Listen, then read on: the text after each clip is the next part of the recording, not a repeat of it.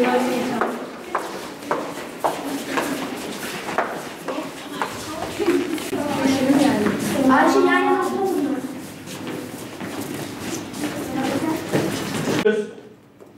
çocuklar, bugünkü konumuz problem nedir? Günlük hayatta karşılaştığımız problem yorumlarına bakacağız, örnekler. Evet. Algoritma nedir? Algoritmanın günlük hayattaki önemi. Ali hocam.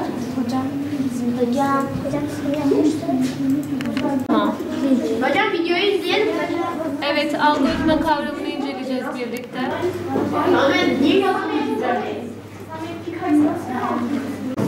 Ne görüyorsun? Mesele.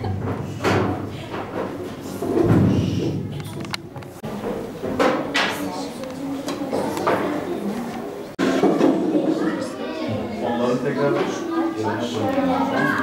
Hocam 20. Tamam, şuradan da inceleme resminden bakalım, tamam mı? Kan örneği. Bakın bakalım, kan içinde ne var? Hocam yine bakın değil mi? Tamam, sıraya Basın. Hocam kaç numaramız ne? Hocam şifre ne hocam?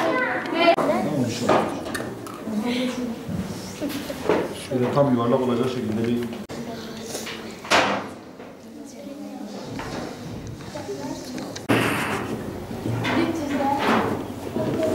Bizim buradaki amacımız Cezayir'in memleketinde yeni Cezayirliler yetiştirmek, onların yetişmesine katkıda bulunmak. Bunun için Eğitim ve Yenilik Teknolojileri Bakanlığı Genel Müdürlüğü tarafından okulumuza bilgisayar sınıfı açıldı. Biz de kendi imkanlarımızla böyle bir fen laboratuvarı açtık. Öğrencilerin teknoloji çağında bilgisayarla daha çok iç içe olmalarını amaçlıyoruz. Fen bilimleri dersinde de yaparak, yaşayarak öğrenmenin önemini bildiğimiz için çocukların, öğrencilerimizin burada daha fazla deney yaparak, daha fazla materyale dokunarak, daha fazla materyalleri görselleştirerek eğitimlerine bir nebze katkıda bulunmak için böyle bir laboratuvar açtık. İnşallah öğrencilerimize yararlı olur. Buradan yeteri kadar faydalanırlar ve onların başarılarına bir katkı sağlar. Okulumuza bu fen laboratuvarının açılması bizi gerçekten çok mutlu etti. Burada farklı deneyler yapıyoruz. Bir sürü yeni şey öğreniyoruz. Müdürümüze, öğretmenlerimize çok teşekkür ediyoruz. Çok büyük bir katkıda bulundu buranın açılması bize.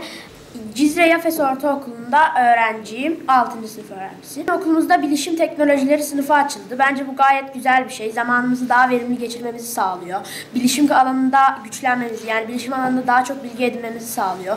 Bence bu gayet güzel bir şey. Çok mutlu etti beni. Derslerimiz daha yararlı olacak. Zamanımızı yararlı geçirmiş oluruz. 6D'ye gidiyorum. Öncelikle bence böyle bir sınıfın açılması çok güzel. Hem bizim açımızdan hem öğretmenlerimizin bize daha iyi bir şeyler öğretebilme açısından bence gelişim sağlamış oluyoruz. Böyle bir sınıfın açılması bence bizim için çok yararlı oldu. Hem konuları daha iyi pekiştirmiş oluyoruz. İşte hem yazılım yapmayı, konuları pekiştiriyoruz, daha iyi yapmış oluyoruz. Çok mutluyuz cidden. Öğretmenlerimize çok teşekkürler.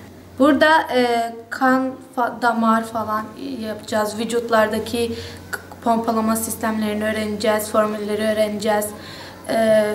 Biyolojide hücre bölünmesi yapacağız, öğreneceğiz. Böyle bir sınıfın açılması dersler konusunda daha faydalı olacaktır. Daha ince ve detaylı şeyler öğreneceğiz. Ben geliyorum. Bir sıkıcı. Şimdi. Şimdi.